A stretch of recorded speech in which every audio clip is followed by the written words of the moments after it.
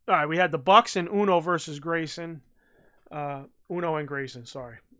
So Bucks versus Dark Order, the original Dark Order. Uh, I really felt both teams worked an awesome match. I really think Evil Uno, I keep saying this, a lot of people early on just shit on him.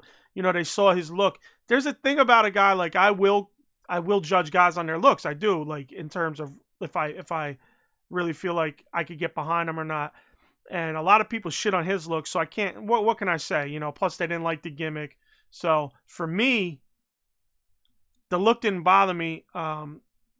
I watched his wrestling and I could see he could wrestle, and then he had those promos early on, and you could see he could talk, you know, and he does it with confidence. He wasn't afraid to talk. He wasn't hesitant.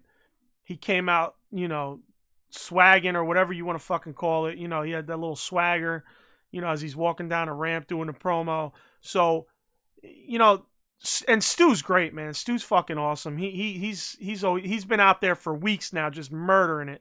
I mean, just being one of the shining stars of the promotion. You know, week in and week out for the past month and a half or so. So, you know, I think Uno, you know, he definitely deserves more props than he's getting. You know, I hope people are really starting to see that. You know. And the Bucks, you know, I'm not the biggest Bucks fan, but you know they could work a match, they could work a good match, and then they could work these sloppy matches. So it's just a matter of what Bucks you get and what they want to do. You know, that's how I feel about it. The MJF rally, you know, of course, you know, what more can you say about that? It was just a nice setup for Moxley to get the attack on him. And then, of course, Moxley, as always, can't say much more. Just another great promo. So you know that whole thing, that whole setup, the whole rally was just a good setup point for, you know, for Moxley to attack and for that kind of just jumpstart verse instead of just being words. I know last week we had MJF come in with the belt, but now it's kind of picking back up to, instead of just being a war of words, one-sided, now Moxley's starting to get into the mix, you know. For up until this point, it was like one-sided. It was all MJF politicking to get his match. So, you know, we're starting to get that now. We're starting to get that Moxley interaction now. So then we get into Matt Hardy with his promo. You know, he said, I just want to be Matthew Hardy. You know, that's what he said. He's been saying that. I kind of felt like there might be this situation coming. Kenny's in the chat saying, he said, I love me some MJF, but that promo, wow, it was terrible. I got to be honest, man. I don't remember it off the top. I took it more for just that setup, that setup for the attack. That's what I took that whole thing for. You know, that's what I got out of it, was just more the setup for Moxley to attack him. So, all right. So like I was saying with Matt Hardy, I really feel like I've been feeling that Matt Hardy wasn't gonna just be Matt Hardy. I felt this was like a little bit of a reset, but not a total reset. But he was still gonna be in that gimmick of broken. So here we go. Fresh off getting 10 stitches, 11 stitches, 13 stitches, 9 stitches, whatever fucking outlet you get the info from, that's how many stitches. So he's using that as, you know, he got hit in the head. You see, as he's doing the promo, some of these egos start slipping in, you know, his alter egos. So now all of a sudden, here comes, he's not just Matthew Hardy. He's slipping in Damascus. He's slipping in this, you know, like, and he's coming back to Matthew Hardy. I like the direction he's going in. I also liked when he was so fucked up in his mind, you know, like maybe using a whole concussion thing or whatever, but he thought the ref in the back was Sammy, and he attacked him. I like that. I like that little angle they pulled there. I really felt that was that was pretty cool, especially using that like like the concussion thought and the you're not in your right mind because of that, whatever. I've really felt like that was a nice little promo, nice little setup, and kind of gave that again the alter egos of the broken gimmick. So moving right along, we got Scorpio Sky versus Cody. I really liked the off of his promo on Dark. Said I might just have to kick in the door, and of course they set up a door right at the tunnel, and he kicked through the door. I really liked that. I liked the symbolism of that after he had that promo. I really enjoyed that. I thought it really went with it. And of course, like, here it is again. Does Cody need to have 20 people ringside for him? Arn Anderson, Brandy Rhodes, Dustin Rhodes, QT Marshall, Allie. Like, that's right there. That's 5 people, man. Like, why do you need 5 fucking people out of ringside with you? Pick one, let one come out. If Arn's your guy, let Arn be the guy. You don't need the whole fucking family there. Just, I thought they got away from that type of bullshit. Just whatever. I mean, I don't know how many times you can fucking say the same thing.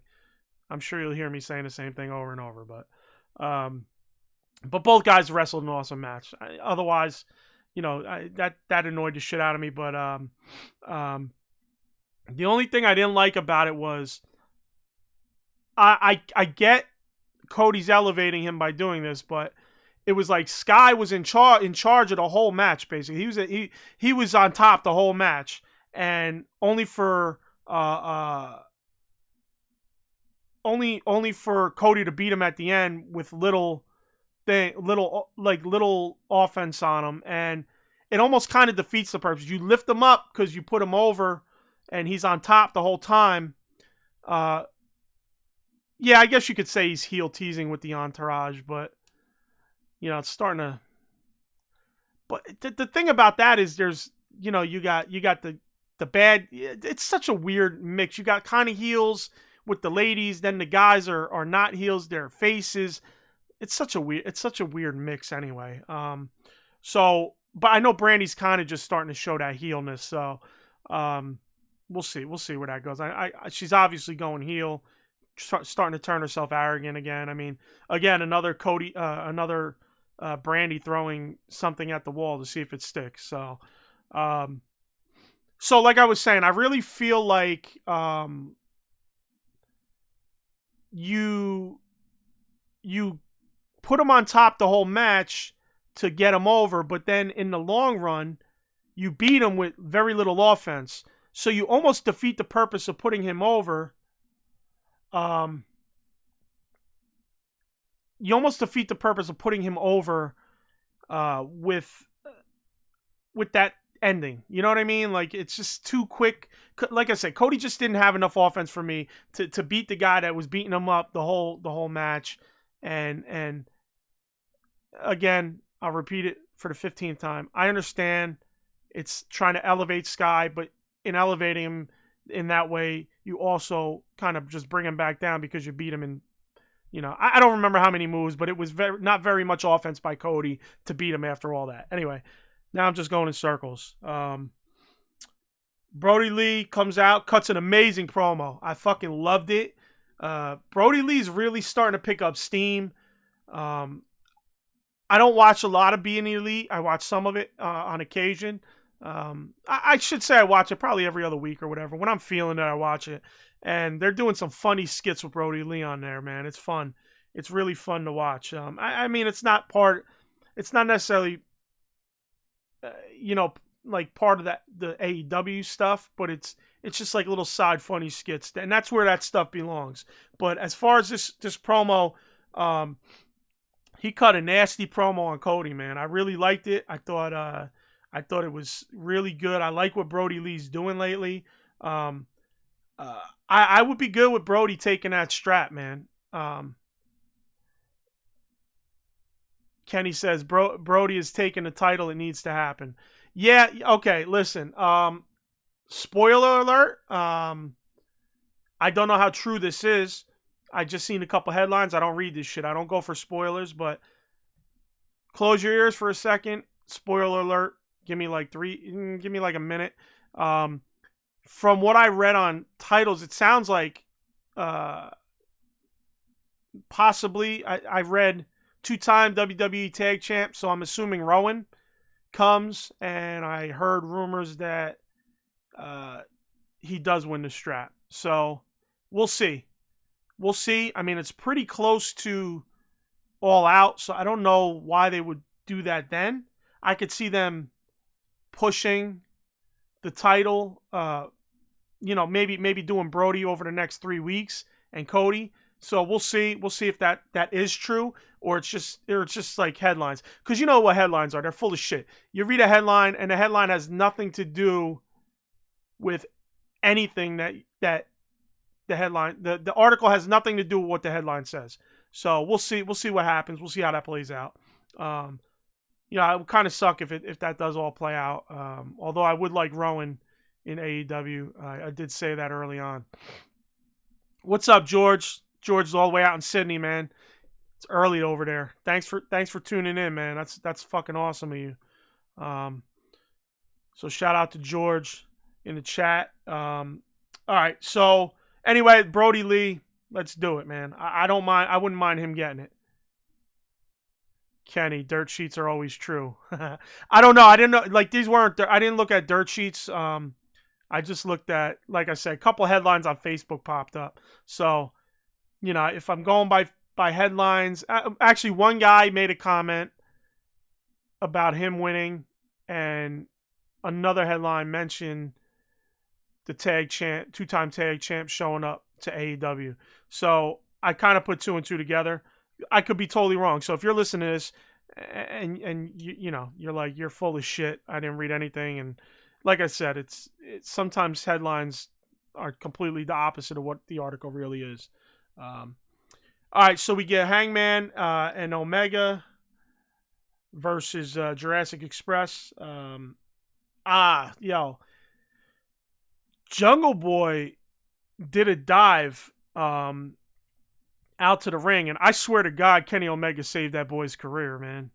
That dive, I mean, he was a missile, and I think if Kenny didn't, because he was gonna miss him, but Kenny, I think, realized how fast he was going and that they were gonna miss, and Kenny literally caught him like up over his shoulder, and I really think, like, I'm not gonna say he saved his career for real, but I mean, he could have saved him from a serious injury. I mean, that looked pretty fucking scary if he hadn't caught him.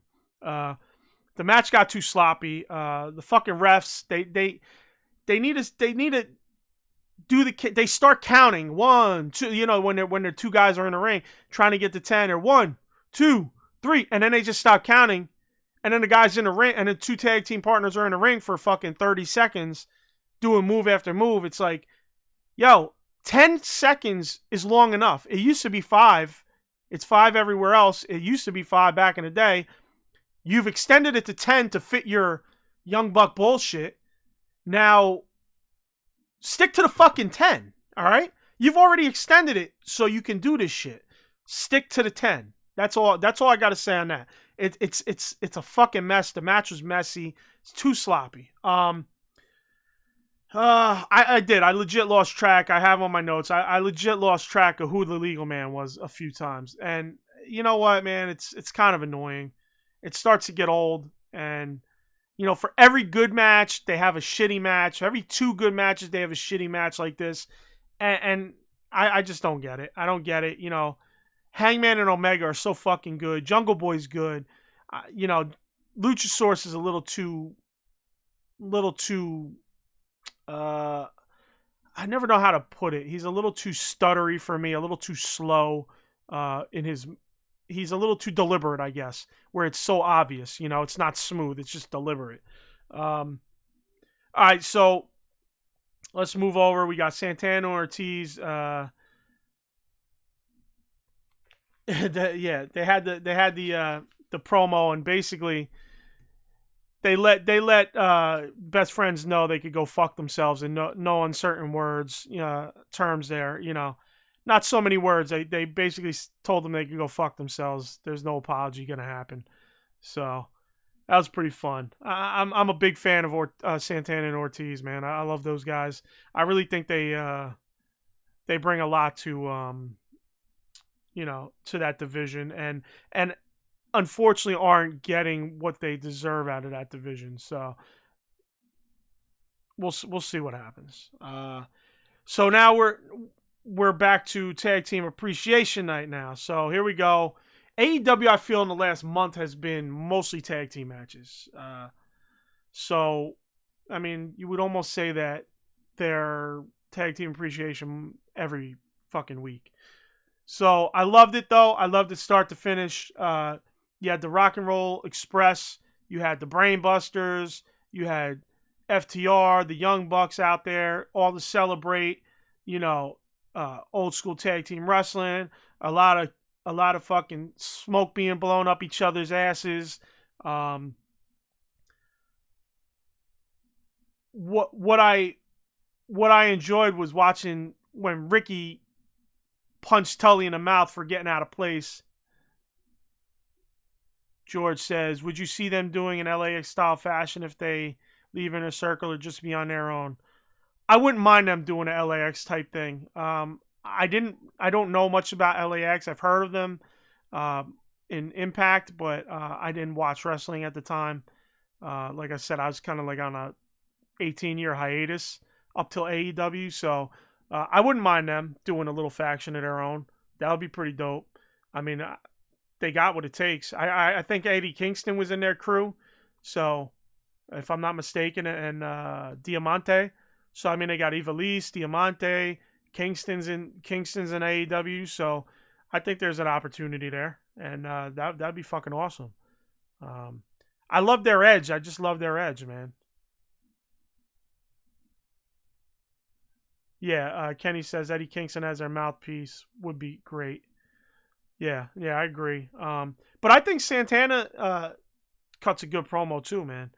I don't know so much about Ortiz. I don't think I've heard him yet, but Santana cuts a nice promo. So, but obviously, yeah, Eddie could be the out front guy, but I still think, you let these other guys shine as well. All right, so back to this tag team appreciation. A lot of smoke being blown up each other's ass. Tully came out of face, basically talk a little shit, and Ricky just punched him in the mouth. They started the brawl. The Bucks tried to get between them and Tully. Sean Spears starts walking out. So as that's happening and the Bucks' backs are turned, bang! FTR smack the Rock and Roll Express, beat them up. The Bucks turn around and say, what the fuck's going on? They run in to save. The champs come out. They run in, kind of stand off FTR and protect the Rock and Roll Express. So you see, obviously there is that little tension between the two teams. The one piece that I'm curious, again, because he didn't totally show disdain for them, but for doing that, but Hangman kind of did. Right, yeah. Kenny says Sean Spears walking out is no coincidence. 4. Yeah, nah, you're right. You're right. There had to be a reason. But like I said, I think that Hangman was just a little apprehensive, but he wasn't like apprehensive enough. He was almost like, what are you doing, guys? Like not in like a what the fuck way. He's more like a guys, what the hell are you doing, man? Come on. Not in like a really serious, like, what the fuck way. Like, what are you doing, So Hangman's that guy. He's like in that middle zone between the two factions, the two teams or whatever. And even with this, when they attacked Rock and Roll Express, he put himself in the middle kind of. While he did come out to protect Rock and Roll, he still almost was like not totally disgusted with what went on. In my opinion, I just felt like he wasn't as maybe just the way he acted. I didn't feel like he was overly heated about it. He was kind of like just like what happened, guys? What are you doing? Like where if that happens to somebody, especially guys that age, you're like, what the, you like want to get at them, like, yo, what the fuck are you doing? So we'll see. We'll see where this whole thing lands. It's the Bucks, FTR, and the Champs are all going to intermingle at some point. And I'm more concerned with where Hangman lands on this and where Omega lands on this, because that's where I think things are going to spice up and get better as time goes on. So that was fun, though. That was a fun little segment. A little too much blowing smoke up their ass. But, I mean, that was kind of the play. That was kind of what it was there for. So then we get to Mike Chioda and Jericho. They're cutting a promo. Jericho's jacket is just super orange at this point. It's funny. They must literally be spray painting it every week. Obviously, they're doing something to it every week. But I like that they're taking that comment and kind of bringing it along, because what George says, I feel it's going to go down at All Out. Yeah, that might be where it all fractures. I don't know. I feel like they're going to have to set up the tag match before then. Maybe everything fractures there, and then into the next pay-per-view is when we'll get like everything settled out and with the big picture of what ends up happening. I don't think at All Out the big picture will be laid out in front of us. I think the main part of the story will be played out in front of us then, and then finalized at the next pay-per-view. So basically, Jericho says to Chioda that, you basically owe me. You do what I need you to do. No bullshit. Whatever.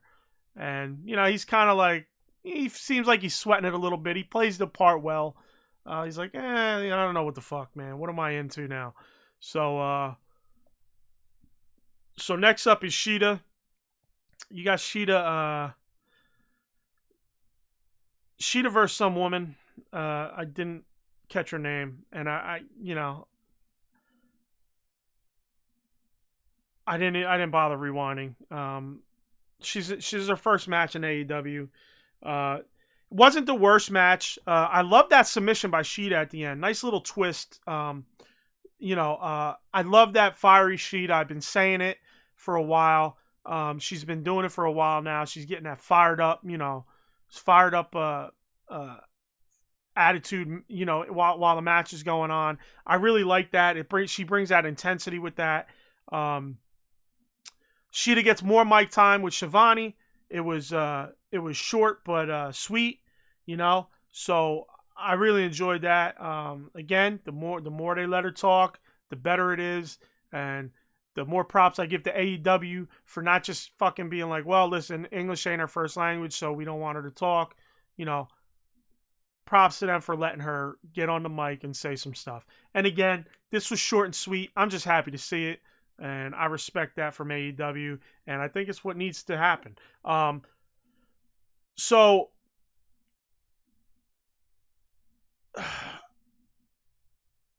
she said, she had mentioned, I'm waiting. Like she's waiting for a challenger.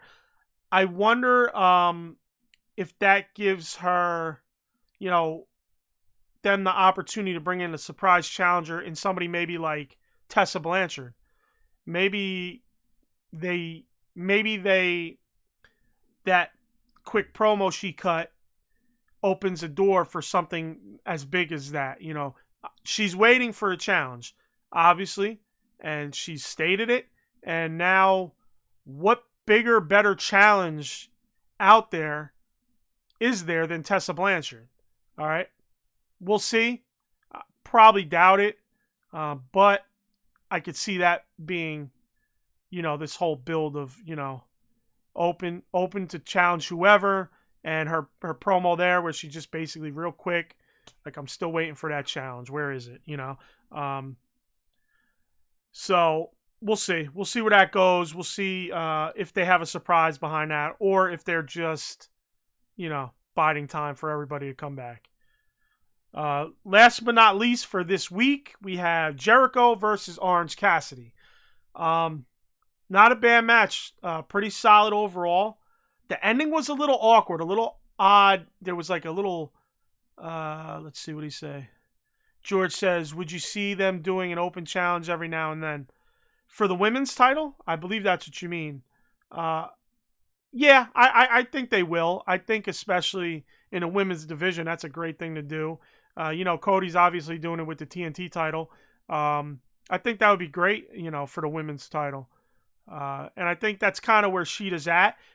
But I feel like, because she's done a couple of those things where it's like she's waiting for that challenge. Where is it? And I feel like it's kind of leading to something. I'm not sure. I just feel like it is.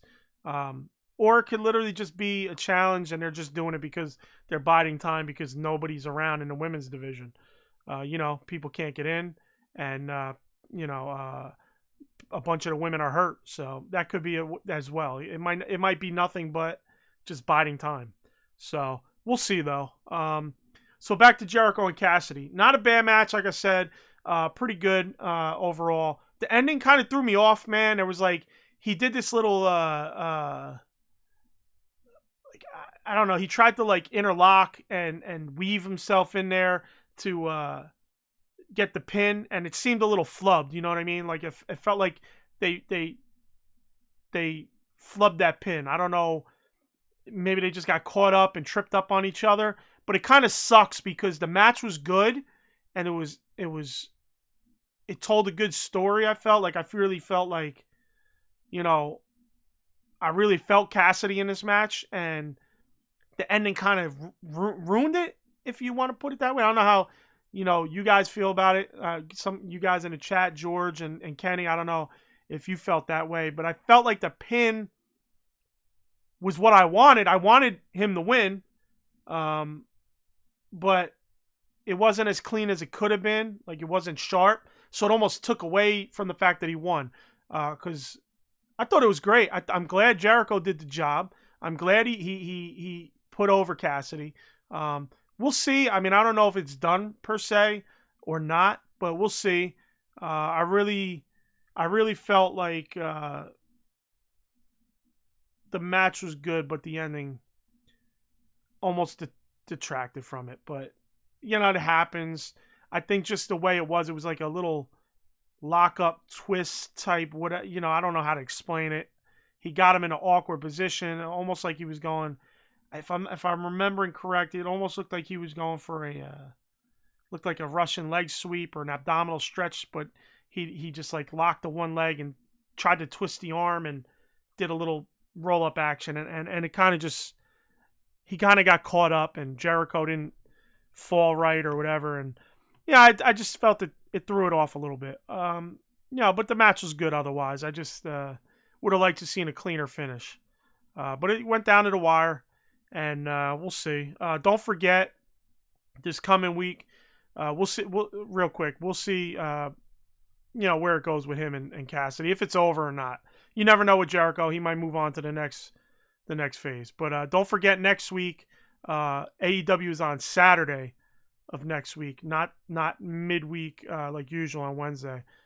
George says the match was decent, and I felt overall it was a good ending to me. But Orange is now a legit guy in the company. Jericho knows how to help guys get over. Yeah, 100%. And that's exactly, I was happy he did it. Because let's be honest, him and Cody have put guys over in terms of elevating them in the ring and making them look good. But they haven't jobbed to some of these guys. Darby, Sammy, up until this week, Orange Cassidy. So I think now it's nice to see Jericho put him over, take the pin, clean pin. But yeah, like, all right. So, I mean, you felt the ending was good. I felt it was good too. I just feel like because it got a little sloppy, it kind of like threw it off, because that was literally the end of the show. It was like the pin happened and the show was kind of done. And, it kind of just threw off the match, where I was like, you want him to kind of have a more cleaner looking finish for his big win like that. So that was all I really. So otherwise, I loved it. But don't forget, like I said, this Wednesday, AEW's preempted to Saturday. I think they're going head to head with NXT's big show, one of their big pay-per-views. And I is SummerSlam next week? I don't know. I don't know if you guys know, but I think SummerSlam might be next week, and the night before is TakeOver. So they'll be going head to head with TakeOver, if I'm not mistaken. So look for them to pull out all the stops. It's gonna be a fun ride to see who takes that night, and actually who can. I guess you really won't know because that's kind of pay-per-view. So, but still, let's see how much ratings AEW gets going head to head with NXT's bigger show. And I believe it's next week, but I could be wrong. Could be a following week or whatever. But I believe next week is Saturday. Correct me if I'm wrong. Anybody? Bueller? Okay, moving on. Let's see. Kenny says, side note, AEW is starting to bring the public in a limited capacity. I really thought about going, but one of my buddies and his girl did. Oh, that's cool. All right, now that's cool. I forgot Kenny is you're from Jacksonville or surrounding city or somewhere right there. I remember you saying that last week. That's interesting note too, because I did notice. I felt there was more people there, but it didn't seem like.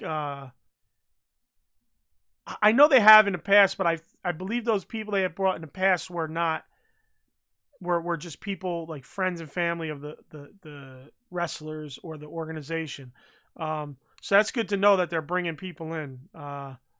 That's cool. Yeah, let us know if you do go to one. That'd be awesome.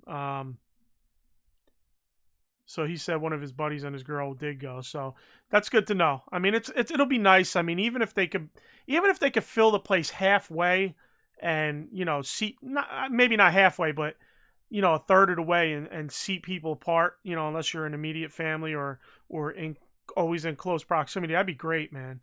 That really would. It'd be nice to see. It'd be nice to see that. So. It would give a good ambiance, good crowd. I don't remember hearing a shitty fake crowd this week, so that's good. That was on Dark though the week prior. I don't think that was on the actual Dynamite show, but I remember during the Scorpio Sky promo on Dark, they were piping something, and it was just stupid. Didn't make any sense. All right, man. A little short and sweet today. Sorry. Hopefully, I kept you guys' attention and didn't drive you crazy or make you want to turn it off. Sorry, I went on about the AEW figures earlier. It was just a mission yesterday and Friday. I was all over the state, and I don't think I'm ever gonna find the damn AEW figures except that Kenny. Kenny says it was advertised, but you had to know someone. Okay, got you. George says, would you see AEW doing a tour in Australia? Because I feel there is a market here with ex-WWE guys as well. I think they're definitely going to start touring outside the United States. They had planned to do Europe. I forget exactly this. I think maybe the Fyter Fest was supposed to be in Europe. But because of COVID and the pandemic, they canceled the Europe trip, obviously, because they couldn't go. So I think they're going to be branching out. I think that you'll start seeing them in Europe a little bit, and then eventually they'll go out to like Australia. Australia's always been good for stuff. UFC, MMA in general, wrestling. So they show up, man. Australian fans are for real, and they go out and they support, Especially that you guys are all the way on the other side of the goddamn planet. You're so far from everybody that, they're like, you guys are appreciative that people are bringing stuff to your country, and you guys for sure go out there and support, these companies that come out and bring their product to your country. So you guys always have awesome crowds. As a big MMA fan, I know every time I watch a fight that's out there, the crowds are crazy, So shout out to Australia. So yeah, I think that's it for me today, guys. I'm I'm going to call it a day. One half of the tag team jobbers was here. The other was not. Hopefully I did a good job for you guys. Let me know. I mean, drop me comments in this video. Send me an email, whatever, social media. Let me know if I shit the bed or not. I got to be honest. I was a little thrown off. I had so many technical difficulties literally to the minute I started. I finally got things organized. So I apologize. At first I was flatter than I am ending here. Kenny says one last thing. MJF 2020. That's his new thing, man. All right, Kenny. Thanks for watching again, guys. You and George. I love you guys out there in the chat. You guys are the best. So anyway, check us, uncensoredalliance.com. You get everything we do there. Talking Toys Uncensored on YouTube. If you're a toy fan, collector, follow us. We'd love to have you on. Follow us on YouTube, like, share, and subscribe there. And then obviously on this channel, and like, share, subscribe, hit the bell so you get with us every week on Sundays. I believe next week we'll be starting at 3 p.m. Eastern, 3:05 Eastern next week. We might adjust that time again. Alan still has to figure out his schedule now that he's back on the East Coast. Twitter, AEW Uncensored, one word. Email, AEW Uncensored Podcast at gmail.com. Shoot me an email. Let me know how I did today solo. If you would still watch the show next time I have to go solo, or if I might as well just cancel the damn thing and wait for a partner. AEW Uncensored Podcast on Facebook page and group. So join them both. Like one, join the other. Hit us on Skype. We now have a nice Skype chat going with the guys that we have in our YouTube chat. They're in both chats. You guys are fucking amazing. Let's see. What else do we got? Podcast app, Google Podcasts, iTunes, all the third-party podcast apps, Stitcher, iHeart, Deezer, TuneIn, all that stuff. And thank you guys again for joining us. And until next week, when I have a full team with me, see you then. Peace.